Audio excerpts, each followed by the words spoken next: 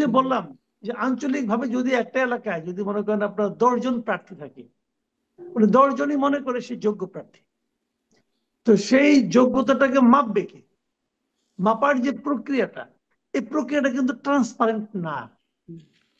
মাপার প্রক্রিয়া যদি ট্রান্সপারেন্ট হতো, যে কথাটা নাকি ফওয়াদ ভাই বললেন, যে যদি ওদের দলীয় কোনো হতো, ভোট হতো, দলীয় সমর্থকরা যদি ভোট দিয়ে বলতো যে আমার এলাকায় উনি প্রার্থী হতে পারবেন, অতটুকু গণতান্ত্রিক তো আমাদের দেশের দলগুলো হয় নাই এখন পর্যন্ত।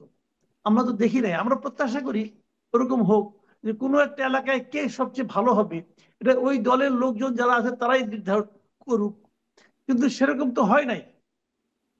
আমরা বরং দেখি যে ওই যে বলেন যে আপনার স্ট্যান্ডিং কমিটি, ওই স্ট্যান্ডিং কমিটি 5-6 জন লোক বসেন, যে কথাটা আছে 7-8 জন মধ্যে আছেন এখন, তারা বসেন এবং তাদের কাছে কিন্তু নানা ধরনের চিরকুট আসে, তাদের কাছে তদবির আসে।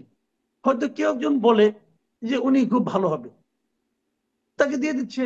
তো এই যে প্রক্রিয়াটা, এই প্রক্রিয়াটা ভালো না, এই প্রক্রিয়াটা ভালো না, এই প্রক্রিয়াটাকে আমি পছন্দ করি না। আমি কালকেই তো সোশ্যাল মিডিয়ায় একটা লোকের, এক ভদ্রলোকের একটা স্ট্যাটাস দেখলাম। উনি জানালেন যে আপনার উনি সিলেটে পড়তেন ইউনিভার্সিটিতে, ওই সিলেটে একটা ছেলে জাহাঙ্গীর নাকি একটা ছেলে, সে এই পুরো 15টা বছর বিএনপির হয়ে সে কিভাবে মানে দৌড়ের উপর ছিল, অত্যাচারিত ছিল এবং মানে জেল খেটেছে। কিন্তু আমি যখনই ফোন করতাম তার ফ্যামিলিতে জানতাম সে জেলখানায় আছে। এই যে ত্যাগী একটা লোক, সে কি মনোনয়ন পেয়েছে? পায়নি তো। সে তো দলের জন্য ত্যাগ করেছে, তাই না? সে তো মনোনয়ন পায় নাই। মাঝখানে শুনলাম যে এখন এই উত্তরে নাকি কি মীর মুগ্ধর ভাইকে মনোনয়ন দেওয়া হবে, এই ধরনের আওয়াজ শুনি। যে আওয়াজটা আসে কেন? মানে দেওয়া হতেও পারে, হবে কিনা জানি না, হতেও পারে। তো বিএনপির জন্য এই মীর মুগ্ধের ভাইয়ের কি অবদান আছে বলেন, তাই না?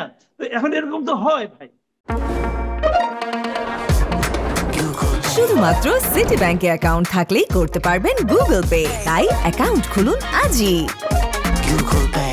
আমাদের দেশে মনোনয়ন অনেক সময় একটা ঘটনাকে কেন্দ্র করে হয়। আমার পরিচিত পাওয়ারফুল লোকের সঙ্গে কার কতটা সম্পর্ক আছে জানেন আপনি? বাংলাদেশের রাজনীতিতে কি হয়? বাংলাদেশের রাজনীতি কিন্তু যতটা না বিএনপির আদর্শ, তার চেয়ে বড় হলো কি আপনি কোন ভাইয়ের রাজনীতি করেন।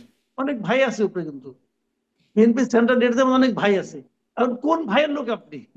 ওই ধরেন ওই স্ট্যান্ডিং কমিটিতে যদি 7 জন লোক থাকে ধরা যাক, 7 জন লোকের একজন যদি আপনার প্রতি এমনি প্রভাবিত হয়ে যায়, আপনাকে সে ভালোবেসে পালায়, তাহলে সে আপনার কথা বলবে। এবং ভালোবাসা তো সংক্রমিত।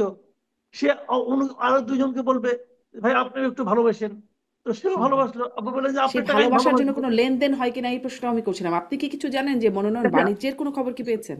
না, লেনদেনের খবরটা আমি আসলে এখন পর্যন্ত এভাবে পাই নাই। যেমন 2018-তে পেয়েছিলাম, জি, জি। 2018-তে পেয়েছিলাম মানে কি ওটা হয়তো আমার ধারণা এখন ওটা বোধহয় ছড়ানো হয়েছিল।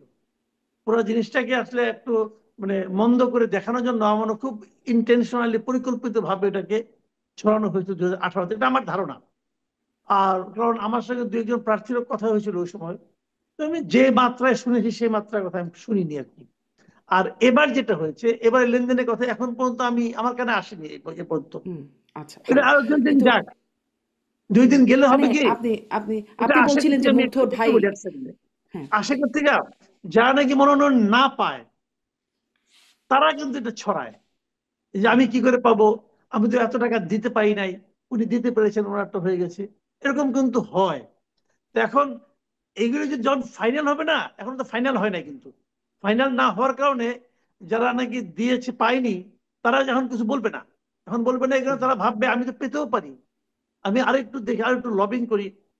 আর যখন ফাইনাল হয়ে যাবে তখন আপনি শুনতে পারবেন যে লেনদেন হয়েছিল কিনা, মানে হলে কত ফাইনাল হয়েছে। অভিযোগ অনুযোগ বিক্ষোভের বিষয়টা এখনো বাকি আছে, সেটি জি। আমরা পরে দেখতে পারবো।